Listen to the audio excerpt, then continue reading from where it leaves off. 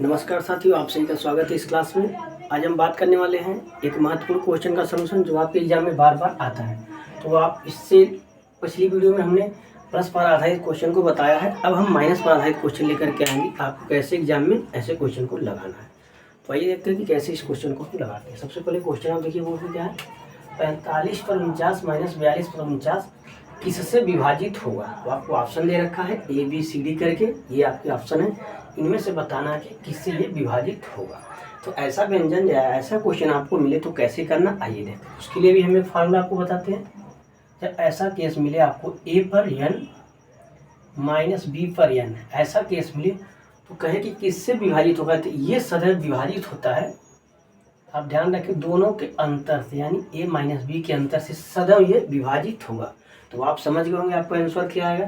तो आप कमेंट में हमें बताइए आपका आंसर क्या आ रहा है, फिर हम आपको सोल्व करके बताते हैं कि इसका आंसर क्या होगा। तो इसी को आप याद रखेंगे तो ऐसे क्वेश्चन आप आसानी से लगा पाएंगे 2 से 5 से 10 सेकंड में, ठीक है। तो आप कमेंट में फटाफट आंसर बताइए आपका आंसर क्या आ रहा, हम आपको बताते हैं कि कैसे क्वेश्चन को लगाना है। एक बार हम क्वेश्चन को लिखते हैं, 45 पर 49 माइनस 42 पर 49, ठीक है।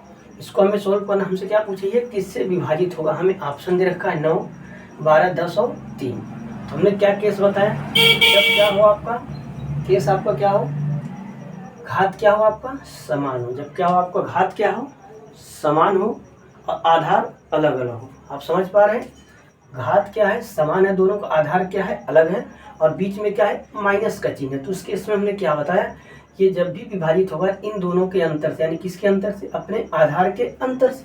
तो आधार कितना है, एक 45 है, एक आधार कितना है 42 है। बस दोनों का अंतर लीजिए कितना है, 42 में से 45 से 42 जाए कितना बचेगा आपका 3 बचेगा।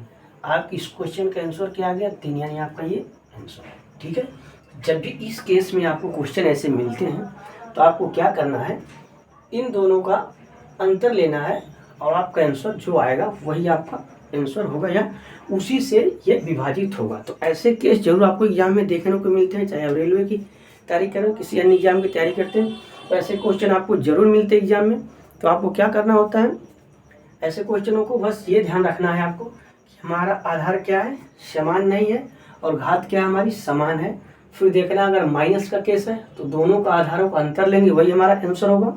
और प्लस के केस में हमने क्या बताया था, पिछली वीडियो जाके देख सकते हैं, बाकी इसमें ही बता देते। प्लस के केस में क्या था, आधार अलग अलग थे, बीच में भी प्लस का साइन है और घात बराबर है। तो आपको क्या करना था, दोनों को योग से सदैव विभाजित होगा। तो ये केस आपको एग्जाम में मिलेगा, तो आप आसानी से क्वेश्चन को लगा पाएंगे। तो अगर ये वीडियो अच्छी लगी तो लाइक करिए और कमेंट में हमें बताइए कि आपको क्वेश्चन अच्छा लगा।